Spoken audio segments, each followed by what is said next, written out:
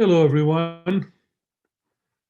I'd like to welcome you to the New Directions in Palestinian Studies and DPS mini workshop titled Employing the Body in Resistance, Hunger Strikes by Palestinian Political Prisoners. My name is Bishar Dumani. I'm the Mahmoud Darwish Professor of Palestinian Studies here at Brown University, and I'm moderating this event in my capacity as founder of NDPS, the New Directions in Palestinian Studies, which is an academic initiative within the Center for Middle Eastern Studies here at Brown University. It was established in 2012, and NDPS centers Palestinians in knowledge production projects. Its primary aim is to support emerging scholars and to cultivate research agendas that seek to decolonize and globalize this field of studies in ways that exceed the colonial frame. NDPS includes a number of activities such as workshops, the Mahmoud Darwish Chair, a book series at the University of California Press, special issues of journals, but not least, an endowed postdoctoral position in Palestinian studies. And I'm really very pleased to introduce to you Professor Ashjan Ajour. She is the incoming 2021 Brown University Research Associate in Palestinian and Palestine Studies. Ashjan Ajour is a sociologist whose research focuses on gender studies, political subjectivity, and incarceration. For this event, she will be presenting some of her work in progress and introducing us to the broader research project which she'll be focusing on while at Brown. After about a 20 to 25-minute presentation, two discussants will join us. First of all, Professor Nadia Al-Ali. She's the Robert Family Professor of International Studies, Professor of Anthropology and Middle East Studies, and Director of Middle East Studies here at Brown University.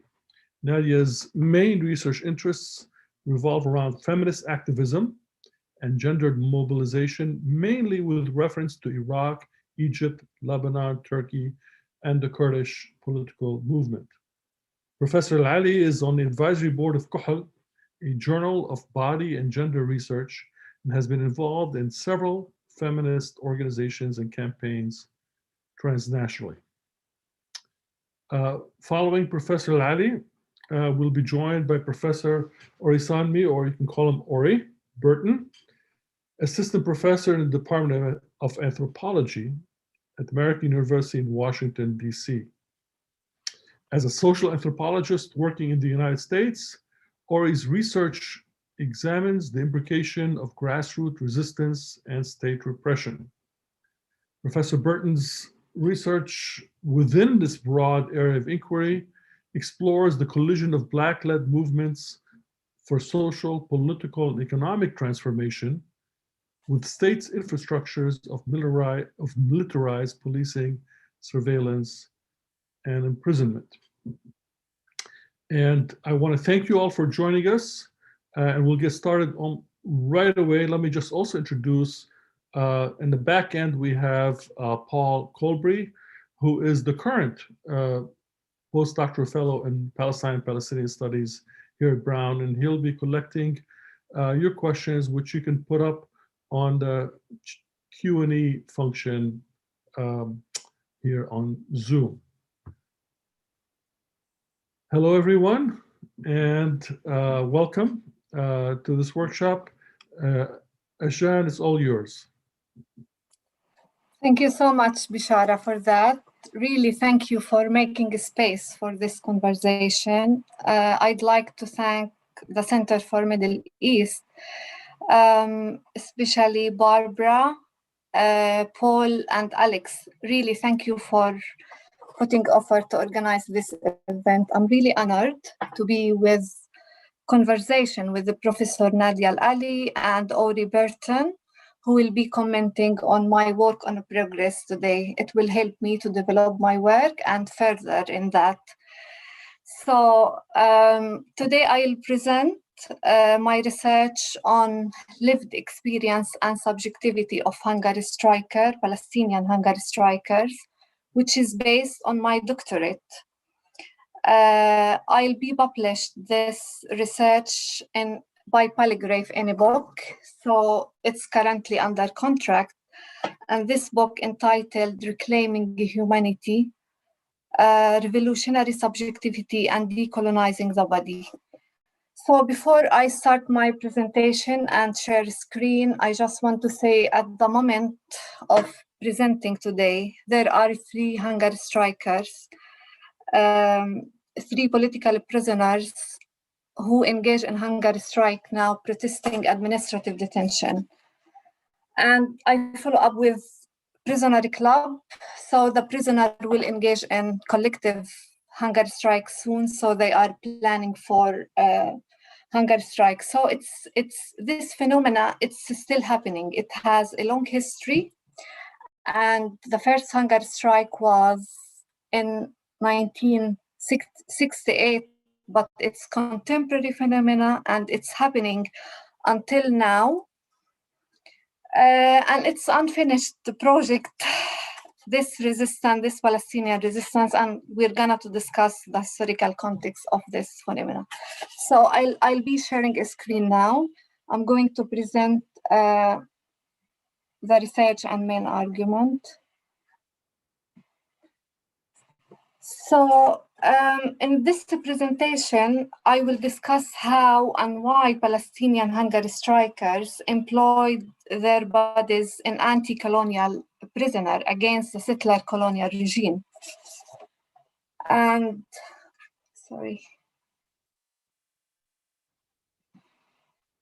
And this is the structure for my presentation today. I'll introduce the research and give background in terms of methodology, research question. I'll discuss the hunger strike experience in the historical context of settler colonial project. I'll discuss the literature in dialogue with Palestinian case and presenting the key argument and contribution and the way in which I'm going to expand my research and some work on progress. So this research originates from the painful and inspiring stories of Palestinian hunger strikers. Between 2015 and 2018, I conducted 85 interviews with 5 groups of people, the former hunger strikers who released from prisons, their lawyers, their families and loved ones, activists and leaders of the prisoners' movement. So the research question that is related to this presentations, I'm trying to make it focus on one question. There are many questions in the research. So I'll explore the question of whether hunger strike are violent or non-violent resistance and how the hunger strikers themselves conceptualize the violence of hunger strike. So the violence exercised on Palestinian bodies in Israeli jails must be seen in the broader violence of settler colonialism. So their hunger strike resistance must be seen within the context of settler colonial project and its subjection of Palestinians to different forms of violence since 1948. That's why when I say settler colonial project, it's a structural violence happening since Nakba until now. And political incarceration is an integral part of the broader system of Israeli colonial repression. The prisons were established to suppress political activism in the national struggle for anti-colonial reparation. Since 1968, more than 800,000 Palestinians have been arrested, around 20% of Palestinian population. So prison is a site of violence. It's a key institution of disposition. The research participants I interviewed, they engaged in hunger strike to protest what is called administrative detention. It's a policy by Israeli authorities whereby Palestinian detainees are held without court or a trial, and it happens for unidentified reasons. So administrative detention is experienced by them as a specific form of disposition. In their words, it's a crime against humanity. The literature around the subject. So hunger strike lies in a contested space between violence and non-violence. We might consider hunger strike as an act of non-violence because it's a self-directed violence and doesn't harm the other.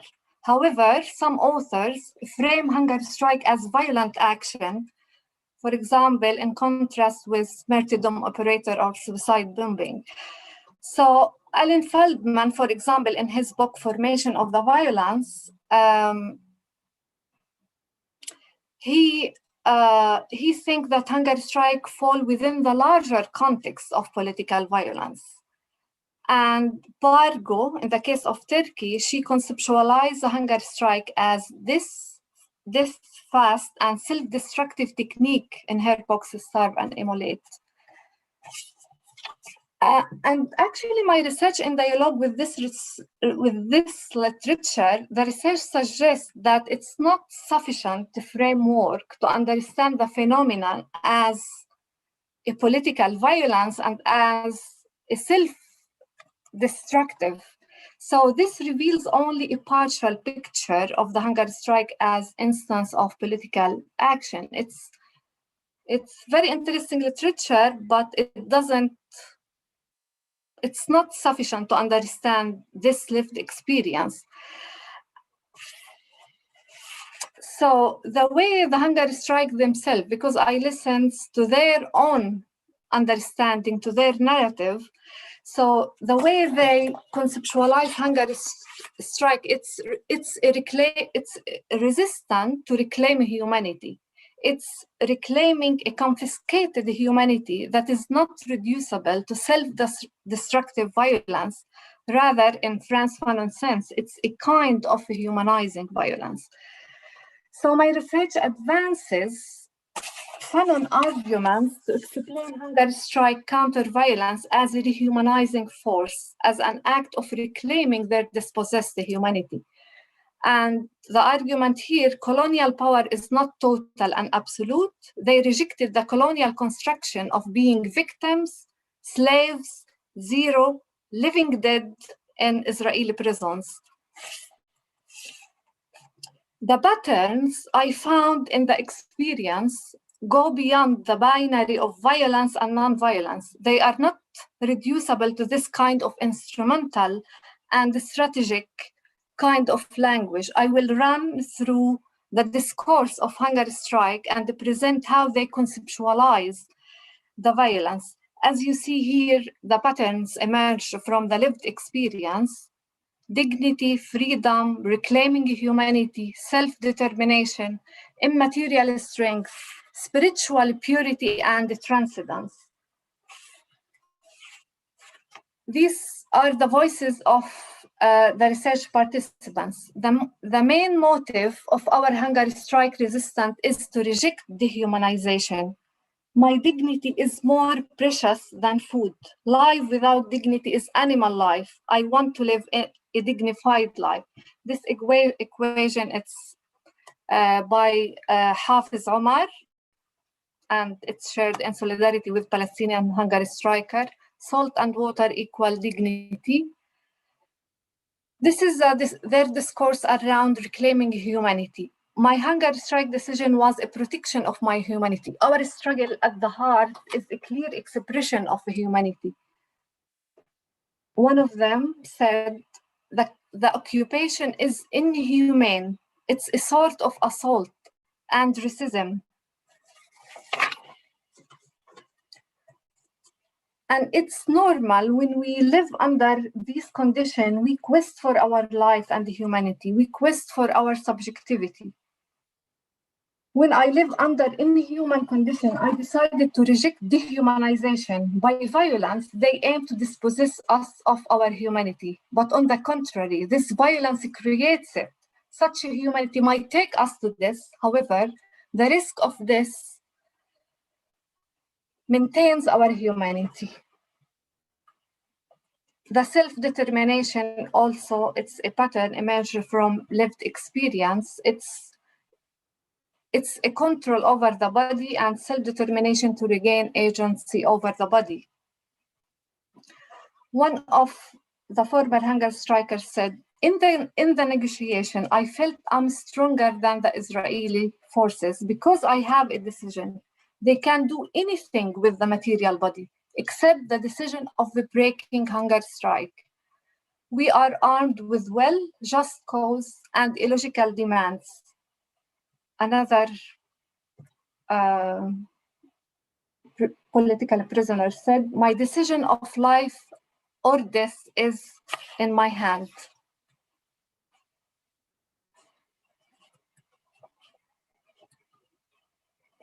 Immaterialist strengths. So they see that the Israeli state is equipped with material resources, but they possess immaterial internal strength and internal force that support their sumud, steadfastness. For example, these are their voices. Inner strengths won't allow my will to be broken. The spirit and the will are more important than the physical body. So this immaterial strength that emerge, it's a latent energy in their words. This is the language, the original language that emerged, الطاقة الكامنة in Arabic. So it's a hidden power, it's a superpower. It's not a synonym of will or consciousness, but rather all the immaterial faculties of the self, will, spirit, consciousness, related to what the hunger strike term, latent energy or hidden power. Spiritual purity and transcendence. So they live transcendental state near death and a sort of spiritual purity. The physical body was wasting away, but the soul lived in a state of transcendence, spiritual purity, as the weakness of the body allows the hunger strike to exist in this state, transcendent of the soul, of the ruh. So the soul is a concept that they constructed and use in their discourses and their political grammar of resistance. They cultivate spiritual strengths through the collapse of the body. This is from quotation from their account. The soul was fighting, but the body was fatigued. If the body died, it will be the bridge of return. There is no battles without wants. The risk is big and the victory is big. It's the victory of the soul. Love and hope, love was an act of resistance for them, and it was powerful in their resistance. It was the engine of their resistance. For example, Maher al-Akhras, he said, I engage in hunger strike because I want to go back to my children. Khadr Adnan, for example, this is quotation, I sent a message to my children to tell them, if I died, I was on my way to you. So they engaged in hunger strike to go back and be with their loved ones. Love is a powerful weapon, quote. Our revenge lies in the laughter of our children. My son opens the letter he sent me with this message by Bobby Sands. And this is this image used for the poster today. It's the artist, she captured Maher al-Akhras' message when he said, I want to go back to my children. And she inspired by a message by his youngest daughter, Tuka, when she said, I want my dad to be back to pick me from school. So as you see the bag in the image, and this is the image of Maher al-Akhras after he stopped his hunger strike, hugging his daughter, Tuka. These more like photos for both of them. Maher al-Akhras is fed by Tuka, and he's waving the victory sign.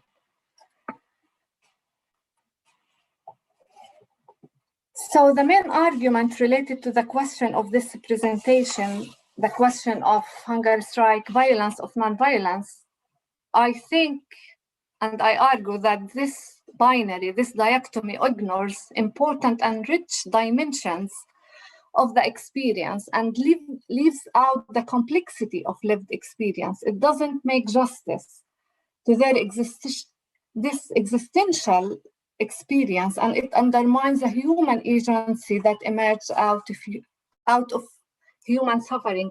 I found patterns of resistance and original language that transcend and transform the political violence in their humanist subjectivation. So this complex political subjectivation shows the singularity of the Palestinian case.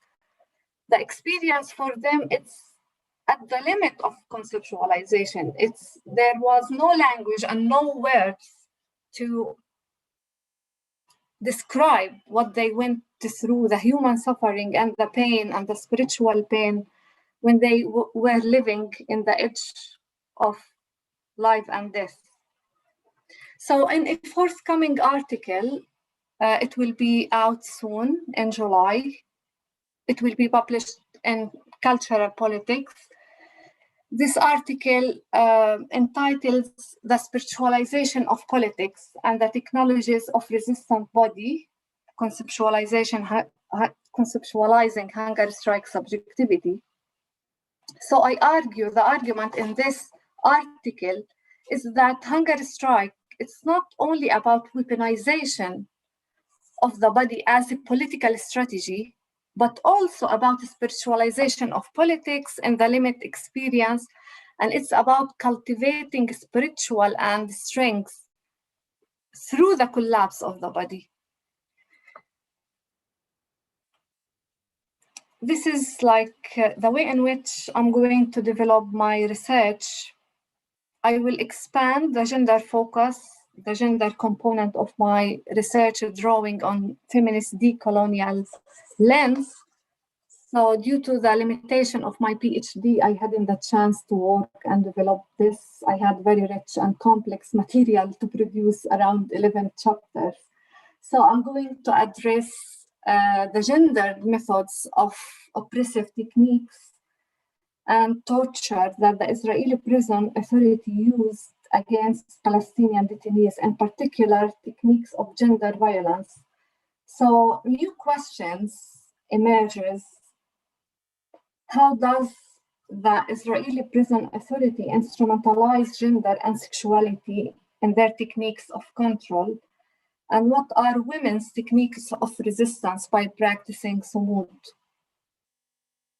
I started to develop this in article. I have some work on the progress I shared with the two commentators today. So I worked on co-authored article entitled Women's Political Subjectivity in the Embodied Resistance in Northern Ireland and Occupied Palestine. And in this article, drawing on the accounts of the experience of women, political prisoners in post-occupied Palestine and Northern Ireland, this article explores how female bodies were transformed into site of resistance, and it explicates the way in which women constitute their political subjectivity in a coercive prison system through the practice of resistance. And in the second article, this article has been accepted recently last week by the Journal of Resistance Studies. So when I shared it with Ori, I worked more on it and I developed some aspect of this article. So in this article, it's, as you can see, techniques of resistance through weaponization of the body in Palestinian hunger strike. It gives detailed account of techniques and technologies of resistance associated with hunger strike against Israeli colonial settler regime. So this article gives new insights on 3 phases of hunger strike in a prison, starting from the first phase, the peak of hunger strike and physical starvation, the advanced phase of negotiation, and how the prisoners sustain their struggle by their mood in the face of colonial machine, and how they weaponize their bodies by refusing to eat until they have forced Israeli authorities to negotiate their release and they grant their freedom. Thank you. This is a sculpture of a victory made in solidarity with Palestinian hunger striker in 2017, and it's made by Lebanese supporter. As you can see, the fork is transformed into a symbol of victory. Thank you. Thank you, Ashjan. How many minutes, Bishara? I did fine. I lost the sense of time. How many minutes? You did fine, and I think we're ready to move on with Nadia. Sure, yes. Yeah, thank you very much. So, Ashjan, as you know, I'm going to restrict my comments more specifically to the paper you shared with me, which is a co-authored, hopefully forthcoming paper entitled Women's Political Subjectivity and the Resistant Body in Prison Protests. And it's looking at Northern Ireland and colonized Palestine. So I really enjoyed the paper. And so the article looks at accounts and experiences of 2 distinct empirical contexts and time periods. So that's Northern Ireland in the 1980s and Palestine between 2015 and 2018 to illustrate a few points. First, that, as you already mentioned, that incarceration is gendered and women prisoners are being disciplined, controlled, and punished in gendered ways. And secondly, and I would say more importantly, in terms of the argument of the paper, rather than experiencing incarceration passively, women in both contexts are resisting, using their sexual bodies to challenge, to disrupt the prison system that in turn, of course, is based on the wider system of oppression, of colonialism. There also, and that is a crucial element, resisting sexism and patriarchy. Both contexts leave us in no doubt that the gendered body is not only acted upon, an instrument to insert power on, but it is also a political actor that needs to be taken seriously when we theorize power, resistance, subjectivity, and collective mobilization. Both resistance strategies, and I should say, I mean, because people, might not be familiar. So in the Northern Irish context in the 1980s, there was a strategy of no washing, the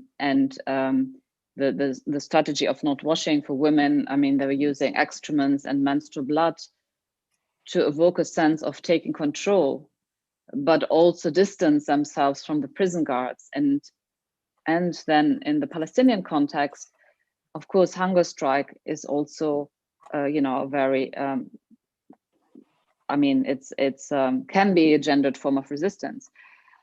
While meant to unsettle and disrupt the prison system and its underlying system of power and oppression, the very forms of resistance are primarily affecting women's own bodies. The turning inwards as a way to resist the oppressive outward, especially in the context of hunger strike, involves a weakening of the body, depriving it of sustenance, causing physical discomfort, illness, suffering, and possible death. Now, the effects of these protests are unpredictable and ambiguous. Hunger connotes frailty and potentially victimhood, but crucially, hunger can also signify power, strong will, and a passionate dedication to a cause. The bodily resistance of female prisoners becomes even more powerful because it disrupts gendered ways of intimidation and control, as well as gendered tropes of vulnerabilities. It is not a coincidence that in the Irish context, it is the woman's no-wash strategy that got most attention, and within this, anything linked to menstrual blood, which historically and cross-culturally is frequently perceived to be dirty, to be polluting. In the Palestinian context, female prisoners not only challenged the Israeli prison system through their personal embodied forms of resilience and resistance through hunger strike, but female prisoners also resist and almost turn on its head Israeli techniques to induce fear and torture based on the presumption that women would protect their honor. We have known this for a while, mainly based on Nahla Abdou's excellent work, how stereotypical and often Orientalist conceptions of Palestinian society's ideas of morality and honor very much guide the interrogation and torture techniques of Israeli prison guards. And we also know that Palestinian women have managed to challenge these through their reactions that were often unexpected and transgressive. Both the bodies of the women who refused to wash themselves and use their body fluids to actually create a space for themselves, however uncomfortable, or the women who engage in hunger strikes in Israeli prisons are asserting their individual ability to resist. Importantly, the protesting individuals are embodied and they use their bodies creatively and in a transformative manner. In a situation that looks like total powerlessness on both account of their political prisoner status, in this profoundly unjust and brutal political context, but also as women in a deeply patriarchal and sexist context, the female prisoners exert power by taking control of their bodies. At the same time, through the actions, they also transcend the individual punishment and the individual body while becoming part of a collective body of resistance. The individual bodies of the Palestinian women engaged in a hunger strike emerge as part of a political collective and identification that requires sacrifice. And here I feel what is missing in the current narrative of the paper Ashjan is the recognition that the embodied resistance of female prisoners in both the Irish and the Palestinian context is linked to wider political movements, particular political dynamics, and I would argue also very crucially specific political moments. The Palestinian women prisoners are not randomly choosing to engage in hunger strike, but the decision to engage in this form of resistance is informed by the political socialization and prevalent political narratives. Personally, I do not want to engage in a debate whether hunger strike are forms of violent or non-violent resistance. I think that's a false dichotomy. But while it is clear that hunger strikes have played important roles in different political struggles in South Africa, I'm thinking first the suffragettes in Britain used hunger strike, the anti-apartheid movement in South Africa, the Irish Republican movement, the Kurdish political movement, and of course the Palestinian political movement. But I would caution us to talk about hunger strike in romanticized ways.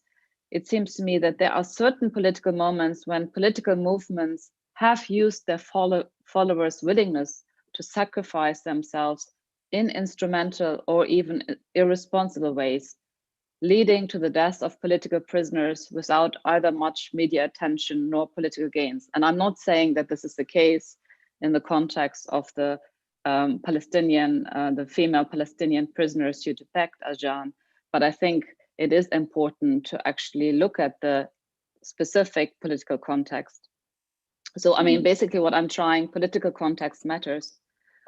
And although I agree that there is potential to look jointly and comparatively at both the Northern Irish prison no wash protests in the 80s and more recent hunger strikes amongst Palestinian prisoners, I would say that this needs to be explored and analyzed much more carefully. There are, after all, very different historical moments, different political contexts and movements, and also different forms of resistance. Now, for me, the paper raises larger conceptual questions about the relationship between nationalism and feminism. So we know, of course, when you look at the literature, and I don't want to go into much depth here, but there was sort of this early wave of mainly Western-based, white, middle-class feminists who basically said nationalism is detrimental to feminism. And then since the work of Kumari Jayawardena 25 years ago, who looked at nationalist movement in the context of liberation movements that gave actually space, provided space for feminism, we've looked at that relationship in much more sort of careful ways. I mean, myself and Nicola Pratt have worked on that relationship in the Kurdish movement, in the context of the Kurdish movement. And I think it's really important to look at the question, what kind of nationalism, so what kind of political movement at what specific political time, and also what kind of feminism are we looking at? So if you look at both of the examples provided in the paper, women are clearly invested in being part of these national independence and liberation movements. In the Irish Republican context, they clearly joined to erase or at least minimize gender differences within the Sinn Féin movement. Meanwhile, both the Irish and the Israeli state has been targeting female bodies in a sexual manner precisely because of their role in being both the biological and symbolic reproducers of the nation.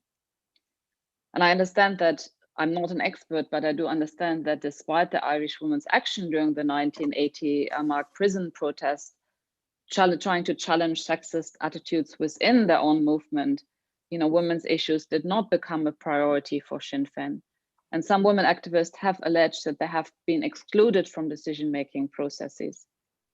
In the Palestinian context, women and gender-based claims have always taken a backseat. And there have been, historically, there's always been sort of this idea, well, we first need to, liberate the nation and deal with the occupation.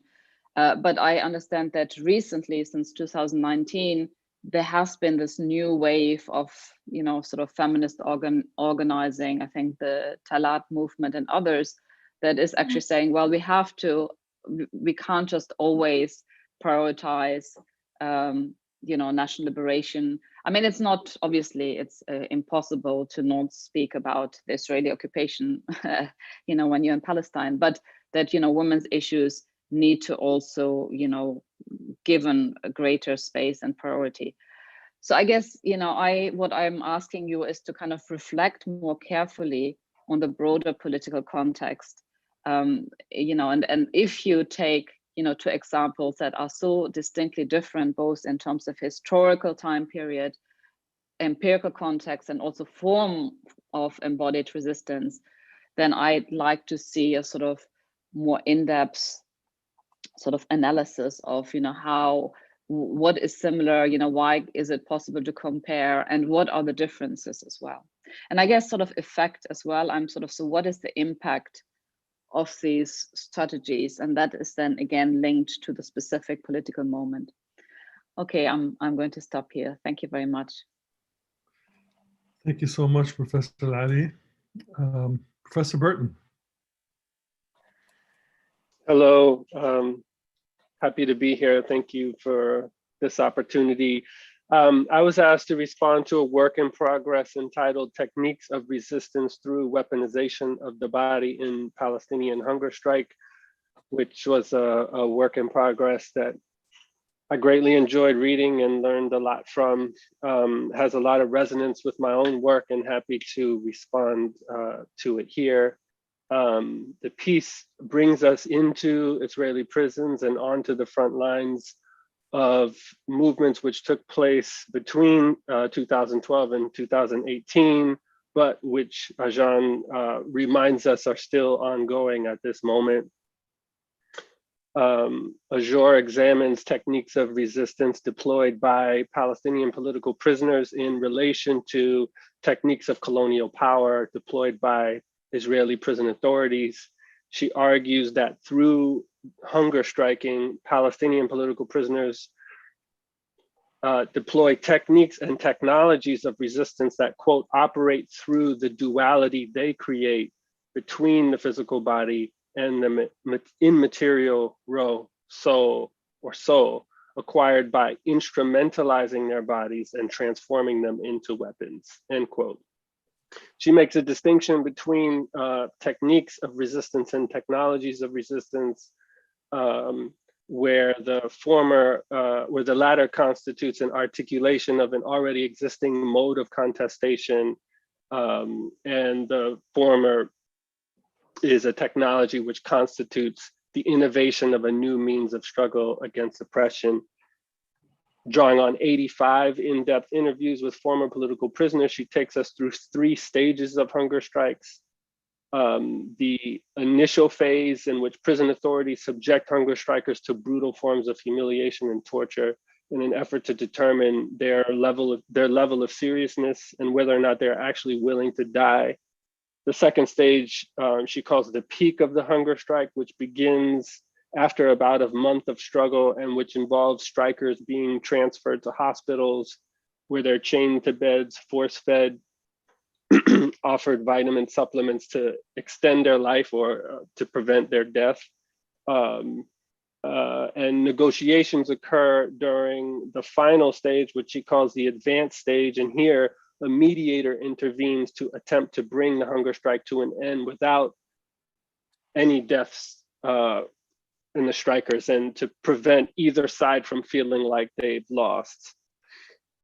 So I felt like this was a useful contribution to our understanding of Palestinian resistance in particular and prison struggles in general, in that it sort of outlines a logic and a broader sort of strategic imperatives to the notion of hunger strike and breaking them up into different phases. I appreciated your problematization of the violence, nonviolence dyad at the beginning of your talk, which I think is central and relates to my own work, where I interview a lot of former members of the Black Panther Party who often maintain that there's no such thing as a nonviolent struggle. And in the US context, struggles such as the civil rights movement and the Montgomery bus boycott, while often held up as being the pinnacle of nonviolence, were actually extremely violent, but it was just one-sided violence for the most part, right? But even in that protest, what you see is the strategic use of violence. In the very act of not reciprocating violence, what they're doing is highlighting the violence of the regime that they're contesting in the hopes that it will elicit outrage from the international community, right? So nonviolence is the use of violence, right? So the whole violence and nonviolence binary is not very helpful, I think. So I appreciated that. As a technique of resistance deployed in these different contexts of asymmetrical struggle, and I think that's where hunger strikes are, right, situated in terms of a context of the struggle. They happen when a struggle is at a certain phase of sort of demobilization, that this kind of self-deprivation is one of the only means that's available. They're typically theorized as deriving power from their ability to contest the legitimacy of a targeted regime by, like I said, mobilizing international pressure. But your piece hints at this, but it's actually making a different argument, which is that that's not what's at stake. The body's not what's at stake. What's at stake is the soul and the preservation of the ongoing will to struggle against a settler colonial regime. And you argue that the Israeli prison authority targets the soul in an effort to destroy Palestinian national consciousness, and that political prisoners are weaponizing their bodies in order to resist this process, which I would argue isn't just resistance, it's actually more active and proactive insofar as it's about the reproduction and regeneration of a kind of national. I think Walid Daqqa, he mentioned this. And yeah, he talks about it quite a bit in his essay. So I'm arguing, I think that it's actually more proactive than simply resistance, that we need to think about it as actually the production and the reproduction of certain forms of collective understanding. But your work subverted my expectation of weaponization as a concept. Because when I think of weaponization, I think of transforming a neutral object into an instrument that can be used to attack an opponent, but that's not what you see happening necessarily with the hunger strikes. Instead, you're arguing that Palestinian hunger strikers are transforming their bodies into instruments in order to strengthen Sumud and the soul.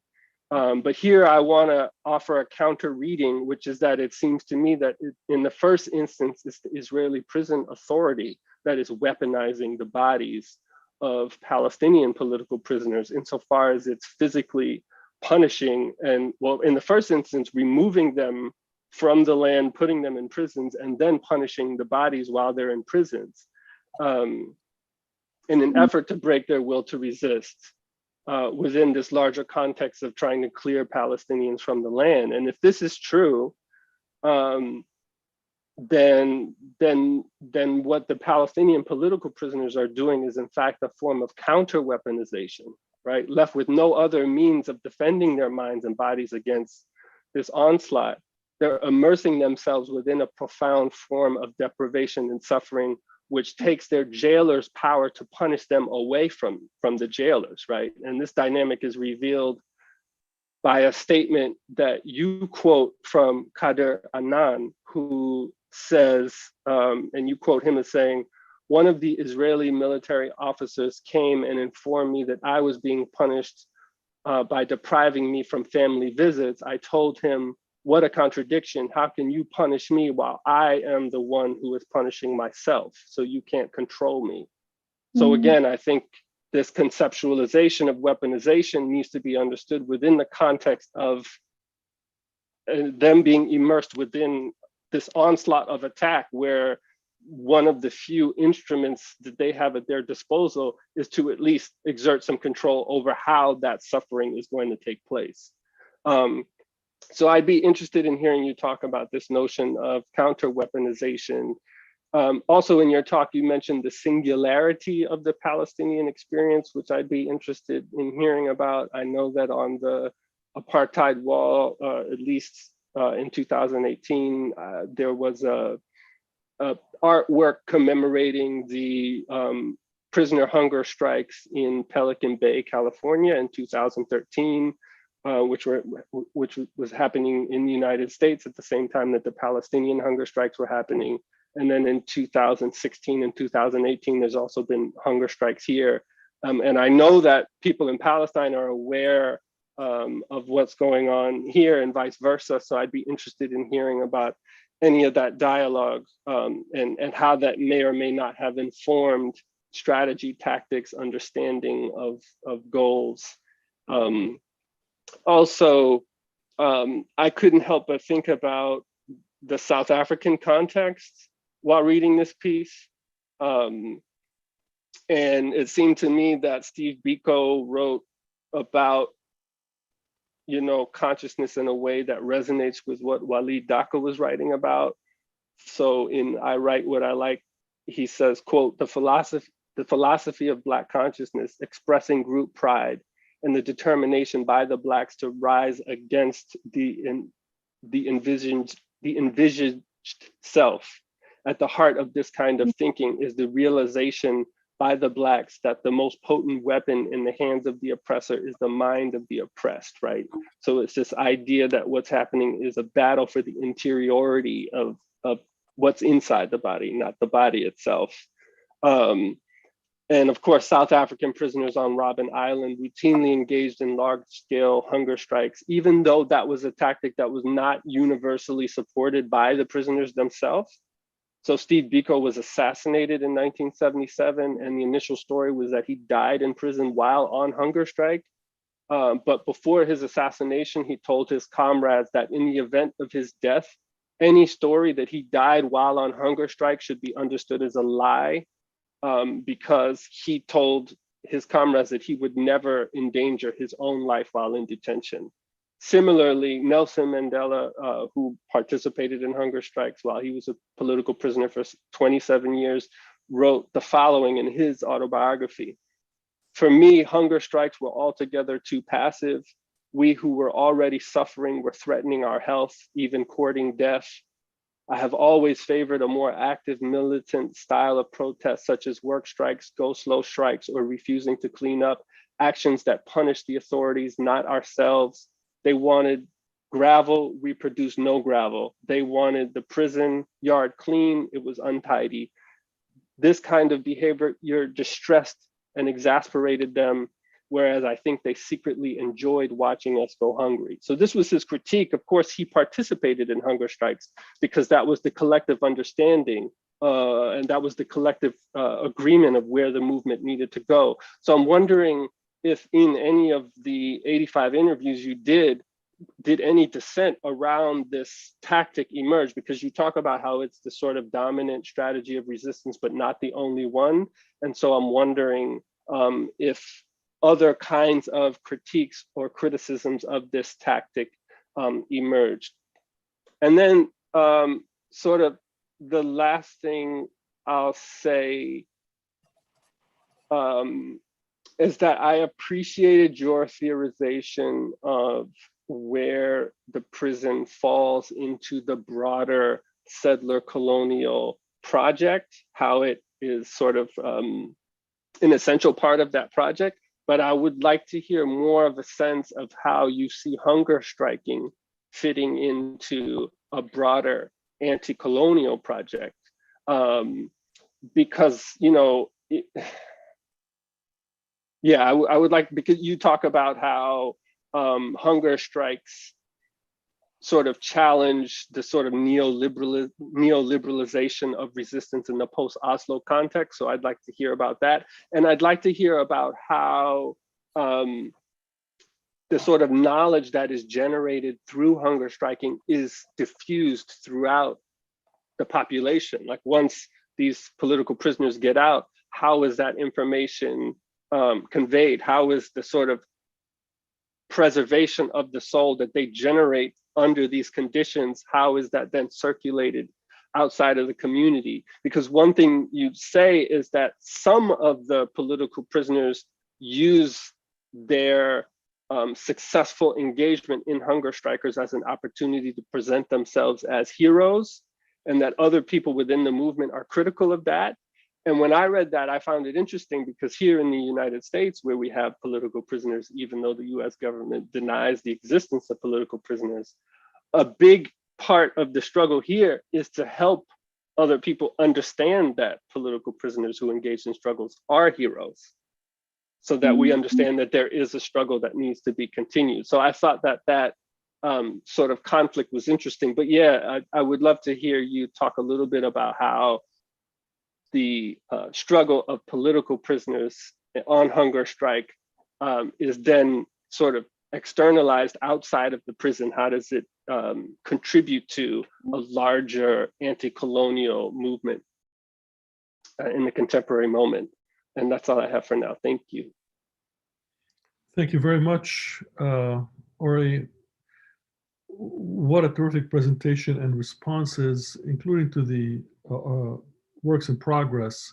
We have a lot on the table here. I urge people to start writing in their questions. We already have a few under Q&A, but I want to give maybe Ashjan a chance to get into a small conversation with the discussants about some of the issues that they raised while people prepare themselves. And if I can just add two tiny points here. One is, I was struck by your reference to the poverty of conceptual language that's available to try to explain what is going through their minds as they are on hunger strike and what they're feeling. The poverty of conceptual language is an oft repeated issue in a lot of our workshops, because we seem to be at a political impasse in many ways. The old political language is not working as well as people would like it to. And so I'm wondering how you deal with the vocabulary in Arabic and how you translate it, and if you have any insights on trying to bridge this conceptual divide through the language. How does that work for you? And the other tiny point is having a seat on the political table for prisoners is very, very important in the Palestinian case, and I'm sure elsewhere as well. Hunger strike is one manifestation of that, but another is letters, joint letters between the different factions in the prisons of political prisoners who take a position on something that's happening that of great importance, such as the division between Fatah and Hamas, for example, and how these divisions can be bridged. In other words, they're trying to set guidelines and policies for other Palestinians to follow based on their legitimacy as political prisoners who are currently paying the price of defending Palestinian liberation movement. So that goes to Ori's question about the circulation and reception of prisoners' actions. And in the case of the Palestinians, there's an election pending, and one of the major figures in the whole election process is a Palestinian prisoner as well. Just for your consideration as we get ready to get the Q&A going. Ashjan, you want to? Thank you so much. Yeah.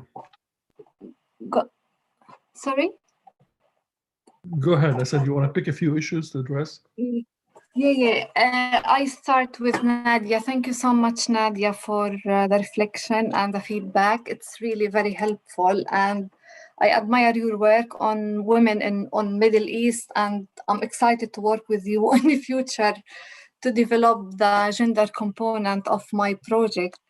So it's really very helpful feedback. You are asking, I'm trying like to take notes.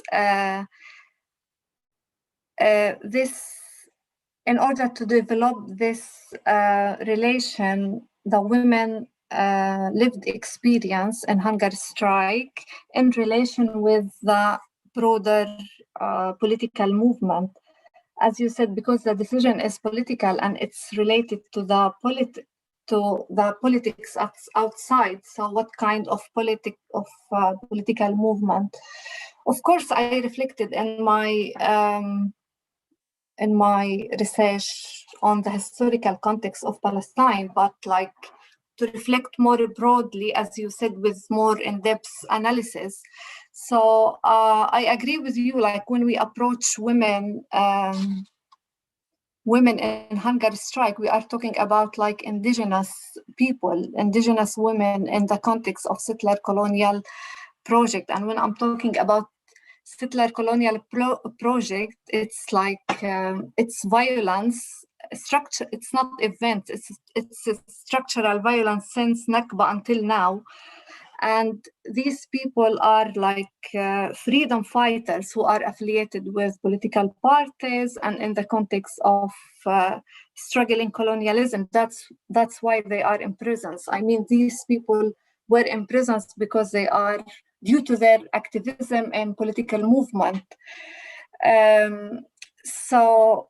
Sorry to interrupt, Ashjan. Yes, sure. But my point is, but what is the role of women within that movement? So it's not, obviously they're part of the wider movement, but, you know, we know that any kind of liberation movement, you know, there are also, I mean, there are gender issues within that movement, right? And we know explicitly, I mean, in the Irish context, I mean, I read, I think your co-author Azrini Wahidin has actually published a whole paper on that, and the first part is sort of based on that.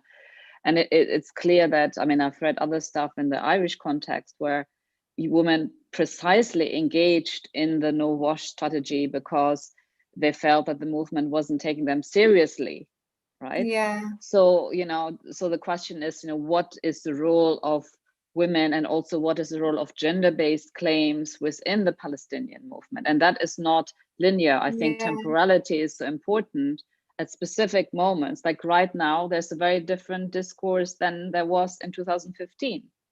Yeah, I mean, not that there's a totally different discourse, but there are new voices, right? Yeah, exactly. I agree with you. For example, to respond to the question, I'll like the participants, the narrative and the accounts from the participant, these people, these women imprisoned. Maybe I agree with you. I have to, like, who are these people and why they are imprisoned? Both of them, they are engaged in hunger strike because of administrative detention, because they are sisters of freedom fighters. Like in one of the quote, if you notice, the Israeli soldier in the moment of imprisonment, he told her, if you are a woman of a real man, you can take your baby with you.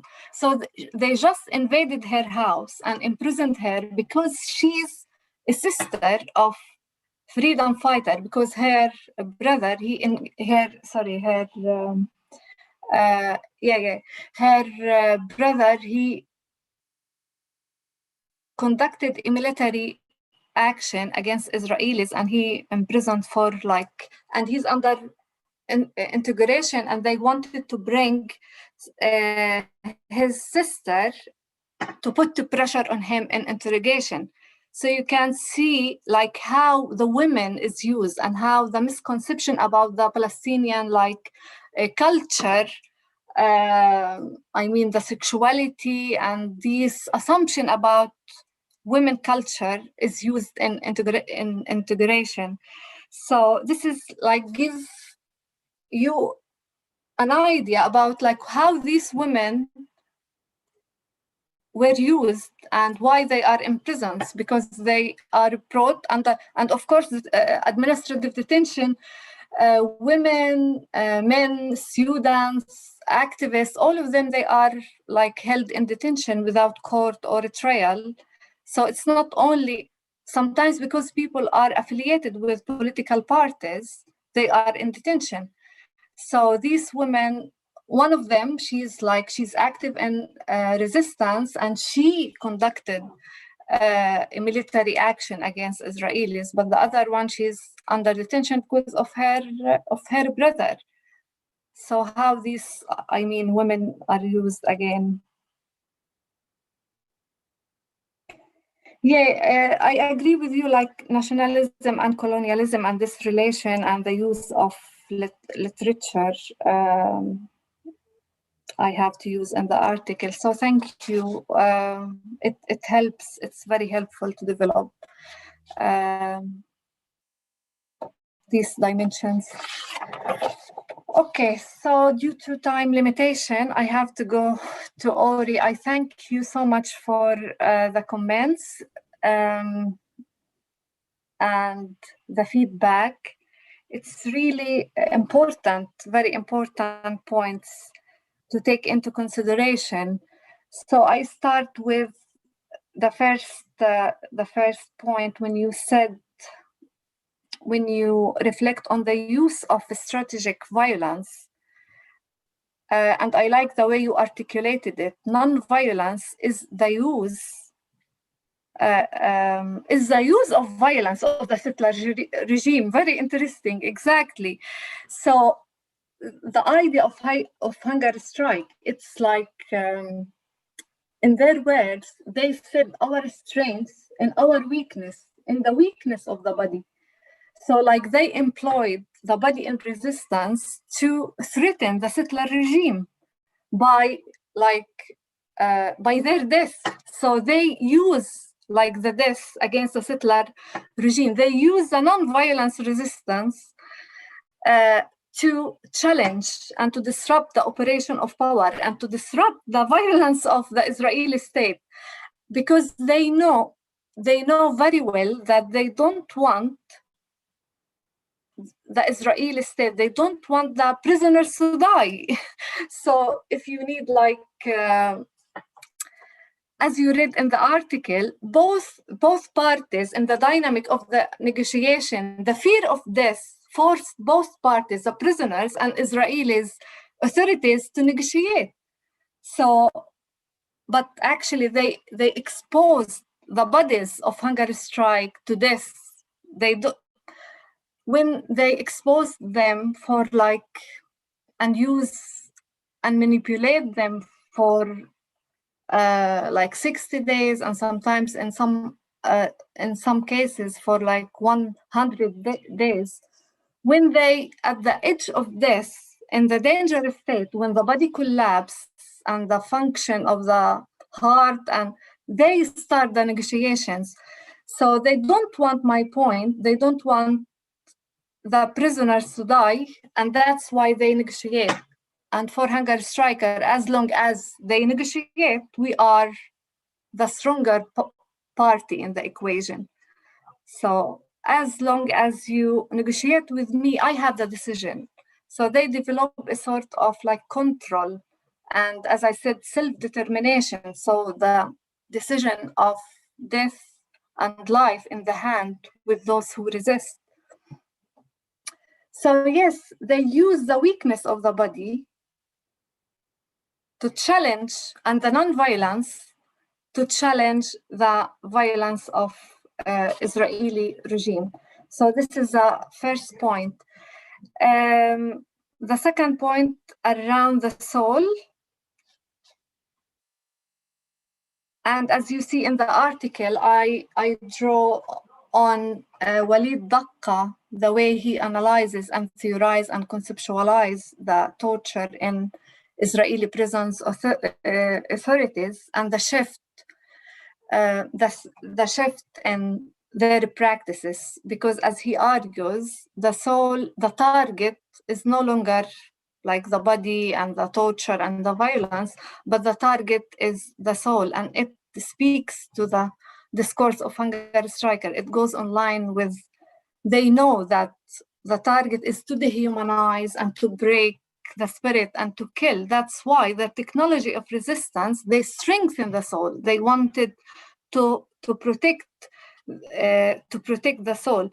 But I like your argument around the counter weaponization, and the body is important as well.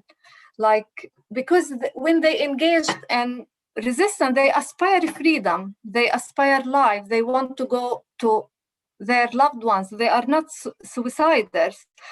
So for them, like, they created this binaries between body and soul as a technology of the resistance, but for them, they live this contradiction. So, and they reconcile this contradiction. They know that they are embodied and they use the body as an instrument, but at the same time, they disembodied themselves to counter like the weaponization. They care of the body and they live a conflict, and they live this ambivalence in negotiation stage, which is a battle inside the battle. They live internal conflict with themselves. I don't want to die. Why I'm doing this to myself? This is the internal conflict they have. But when the negotiator come and speak to them, they drive the energy, and this antagonistic relation strengthens them, and they sustain and they continue. There are moments where they wanted to break like the hunger strike. So they live this conflict about what will happen to my body. I might be disabled. And actually some of them, they have some physical problems. This is the price like they pay, and they know, they said, we pay the price for resistance. So like, this is like their discourse about the soul. I don't want to be dehumanized and to dispossessed. And this is the reason for like, for hunger strike. They believe that they are experience a form of disposition of humanity, dispossessed of social bonds and loved ones in a coercive, like captive subject, is different from the colonial normal subject outside the prison. It's like the way, the phenomenology of like the experience of a prison. It's time without time. It's a lived dead. Like I reach a point, there is a project of dehumanization. I'm not dehumanized. So they transform, like they're from being, I say, active victim into resistant subject by engaging to protect the soul. And the body was the last resort for them to use it to protect the soul. But at the same time, the body is important for them, and they don't want to die again. So they live this contradiction, and they're like political discourse and political grammar about the body. For example, the body is the bridge of return. If the body died, it will be the bridge of return. And here I go to your important point about the relation with settler colonial project and anti-colonial resistance. It's apparently like the hunger strike is intense representation of antagonistic relation between colonizer and colonized. It's like a battle of existence. In their words, battles of will. So like in this encounter of hunger strike, in this prolonged and human suffering over like 100 days, it tells us the lived experience, which appears that it's singular and individual, but it reveals the lived experience, reveals the macro politics and what's going on. So these individuals, just so big, because you are asking me to give a background about the collective community and how they are perceived as heroes and their relation. I just want to say that when I started my research in between 2015 to 2018, there was a prominent form of resistance, individualized form of resistance, and it coincidence with collective as well. So there were waves of individual hunger strike after Oslo. And these individuals, in light with the deterioration of the national struggle and in the post-Oslo area, these people, these individuals, they represent the anti-colonial resistance at the time of deterioration. And so they, in other words, I would say they take distance from Oslo politics. They Ashjan, represent decolonization. Sorry. That's a great segue into one of many questions that we have. I'm wondering if this is a good time for me to throw some questions from the audience your way. Is that okay? Yeah, sure. I'm sorry to interrupt, but we have about 15 minutes left, and I just wanted to get to some of those questions. You won't be able to answer all of them, obviously, but I just want to give you a sense of what some of the people are asking. You were talking about Oslo just now, and the first question we received is if your project will look at hunger strikes within PA prisons. Have there been hunger strikes in PA prisons and or not? Another question, and I'll just, but this one by Alex, who is was also a postdoctoral fellow in Palestinian studies here at Brown, Alex Winder. He says, thank you for sharing your work and for the excellent comments from Nadia and Ori. I'm wondering if you could elaborate on the idea of love that you raise in your presentation. You focus in your remarks on love of family, but I was wondering if there were other objects of love that feature in the language of hunger strikers: love with their fellow prisoners, love of the nation, love of freedom, love of the self, etc., and whether different objects of love speak to different ways of understanding the hunger strikes themselves.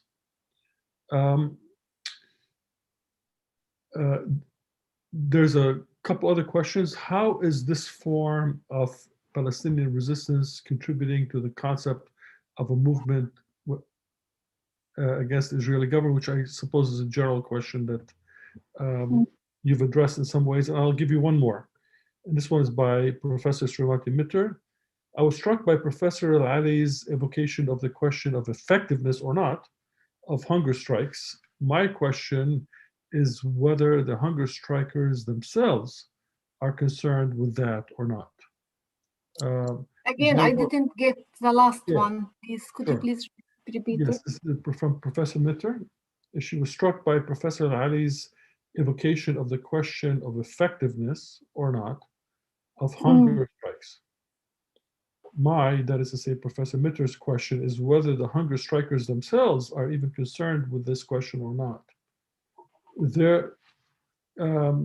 She also says there were a lot of comments from both discussants on comparing the Palestinian hunger strikers to other historical contexts in Ireland, South Africa, etc. Here, I would just like to invoke Mahatma Gandhi's hunger strikes in India during the anti-colonial struggle in the 1930s. Do the Palestinian hunger strikers evoke these very specific historical examples in their discourse, or is this for them a specifically Palestinian response? I'll stop here, and if we have time, we'll go to more questions. Thank you so much. I start with the first question, Alex, about Palestinian prisons. It's really important question. By the way, the research participants who I interviewed, some of them, they were imprisoned, sadly, unfortunately, in Palestinian prisons as well. And they engaged in resistance. So they faced the same techniques of torture. Sometimes it happened in Israeli prisons, and they had it as well in Palestinian prisons. So yeah, there are some prisoners who imprisoned, and the hunger striker, they lies between the violence of Palestinian authorities and the violence of Israeli prisons. I will keep it like short answer. I go for the second question to elaborate on the question of love. As I said, it really was the motive and the engine of resistance for the hunger strikers when they lived this existential and painful experience. And this is what motivated them. They wanted to be freed, to be with their loved ones. And what was shocking about like love, the love for the mother, I devoted maybe like 10 pages in one chapter just to write about the role of mothers and the love to the mothers. The Israeli authorities, sometimes they manipulate this emotion and love that the freedom fighters have with their loved ones, and they brought in the dynamic of negotiation, they brought the Palestinian mothers to the hunger strikers to convince them to break their hunger strike. And the striking about that the mothers not only surprised the Israeli jailers, but she surprised their sons. She told them, eat, don't eat. So sustain your hunger strike. So they used this and they manipulated the love towards their loved ones in hunger strike. But it's really like, I don't know, like it's in their words, it's beyond language, and it's unspeakable. When I told them, for example, I recall in one of interviews when I asked him to tell me about, like I asked one of the participants, tell me about like these intimate moments, for example, when you broke hunger strike and go back finally to be with your loved ones. And when he started like just to speak about these moments and his feelings after this suffering, he just looked straight at my eyes and he said, Ashjan, there are things that are not said but wept. So it's really beyond language. That's why when I said the spiritual pain and the transcendence they lived, it's not like individual, it's linked with these people outside. Like, for example, when one of them was in this hallucination stage at the end of the hunger strike, he said, I lived this spiritual pain and I saw my father, the martyr, or my friend, the martyr. So this love fed this resistance and helped them to sustain. And it was a motive behind their sumud. This question about to what extent it's effective. This is Nadia comment, like the hunger strike effective or not, and how the hunger strike think that it's effective or not. Yes, I think it's very rational and political decision for them when they took it. It was the last resort. Like maybe one of us like think how we can't imagine like to go if we can't eat until like after one day. So how these people, because it was like, as I said, in their discourse, it's like they are dehumanized and they felt that they are edge of like being victim. And it was, I wanted to understand, like I wanted to understand how these people reach this decision to endanger themselves and to endanger their life and to engage in a very painful experience. But بالعربي بشارة بيحكوا ما جبرك على المر إلا الأمر منه. يعني بدي أحكي لك عن جد. فهذا يعني this decision, yeah, we can't imagine, but it's effective or not. Like it's a process to reclaim humanity. Like this is the last resort. I have to do it. I don't have option.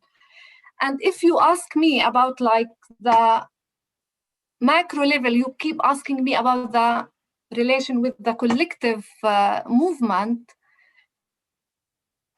Unfortunately, like there are some hunger strikers, they have, for example, Hamas think that it's haram to engage of hunger strike. And they make this individual decision to challenge their parties as well. So this person, when he engaged in this this painful experience, it was the last result. Some of them 14 years, they didn't see their, due to administrative detention. One of them 14 years, he was in administrative detention. Every 6 months, they renew it. And he said, between these 14 years, I go out to see my children. After 5 years, he grew up and he didn't recognize me. So his son, he said, I hate you. So he said, like, I don't have a life. My relation with loved ones damaged. Everything, my life collapsed. So when I say like prison is disposition of the humanity, it's like they experience disposition of existential needs, social bonds, love, dignity. When they are talking about dignity, they are disposed of hope and the future. Like the idea of administrative detention, they don't know when they will be released. They said, if I know when I will be released, so like it's a control on the future as well. So if I know how many years I'm sentenced, that's fine. But it's control on the future, on the hope, on the like disposition of love, of a future, of. So it's like a rational decision to challenge this dehumanization. So for them, it's like they know that they will pay the price. As I said in one of the quotation, every battle there is want, but we have to do it because in their words, violation is assault of humanity. It's racism. It's so, yeah, the way they calculate it, it's different from our Like it's unresolved question. Like the hunger strike is really, until now, my research asked unresolved question about this experience. So it's really beyond even this question about effectiveness. So these people who are the battles of, who are the philosophy of the battles, they can answer this question, this strategic question about effectiveness or not effective. Thank you, Ashjan. We have a couple of people who may want to ask their question in person, but I noticed that we only have 3 minutes left. I'm wondering if they'll forgive me for not allowing that and ask Professor Ali and Professor Burton if they have some concluding remarks.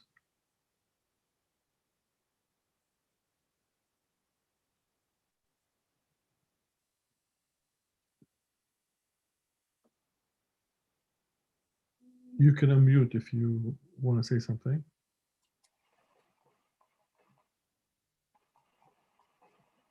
No? Okay. Francis, did you want to ask your question? Adil, all right. Oh, go ahead. Go ahead, Yeah, Francis. sure. Sorry. I know, Shada, you asked me and I couldn't figure out how to respond to your chat. It's strange. We're all learning Zoom these days. Yeah, no, it's just, yeah, and especially the webinar is different from the other functions. So I did not read your work, Ashjan, so and I hope you get the comments that Shada and Nadia give you all these comments so that you can look at them afterwards.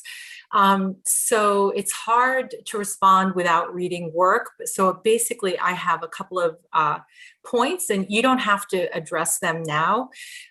Just one is that I think if you're thinking about gender and sexualization, you cannot delimit it just to cis women's bodies.